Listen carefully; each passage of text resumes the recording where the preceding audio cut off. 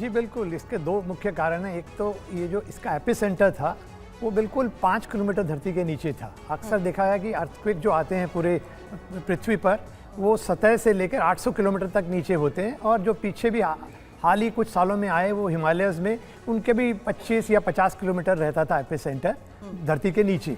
इस बार ये 5 किलोमीटर नीचे था, बिल्कुल शैलो अर्थक्वेक था, और दूसरा इसका एपिसेंटर भी दिल्ली में ही था। तो ये दो कारण थे। और जब भी ये वाइब्रेशंस होती हैं अर्थक्वेक के चलते, और उनके चलते जो हाई फ्रीक्वेंसी की वाइब्रेशन निकलती हैं और वो उससे सेस्मिक वेव जो जनरेट करते हैं, फिर सरफेस पे जैसे ही वो आती हैं तो साउंड वेव्स में कन्वर्ट हो जाती हैं।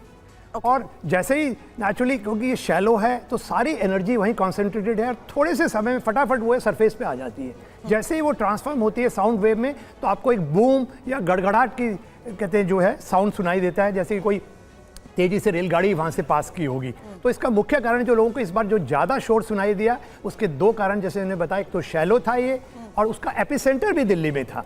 और चूंकि ये सिर्फ 4 रिक्टर पैमाने पे 4 थी इसकी तीव्रता, तो इससे इसका नुकसान नहीं होता ऐसे में। मगर मान लीजिए यदि सही कहा आपने, जैसे कि 5 होता या 6 होता, 5 इसके बारे में भी आगे आपसे जरूर चर्चा करूंगी। इन्वायरमेंटलिस्ट भी इस वक्त हमारे साथ हैं और सवाल उस आधार पर भी आगे होगा कि ज्यादातर हम देखते हैं भूकंप के एपिसेंटर पहाड़ी इलाके होते हैं, या हम देखते हैं एपिसेंटर पहाड़ होते हैं। इस बार मैदान है। आज जो भूकंप अभी फिलहाल दिल्ली में आया है, लोगों ने क्या महसूस किया, इस बारे में अपने सहयोगियों से भी बात करूंगी। लेकिन दिल्ली के अलावा दूसरे इलाके भी हैं जहां पर भूकंप के झटके आज महसूस किए गए। एक डिटेल इंफॉर्मेशन उस आधार पर अब आपके सामने रख रही हूं, क्योंकि देश में धरती जिस तरीके से कांपी और लोगों में जिस तरीके से दहशत है, उसकी रिपोर्ट अभी तक दिल्ली की हमने आपके सामने रखी है। क्योंकि दिल्ली में 4 की तीव्रता का जो भूकंप का झटका महसूस किया गया, सुबह 5:36 का वो वक्त जब इसका एपिसेंटर बताया जा रहा है धौला कुआं।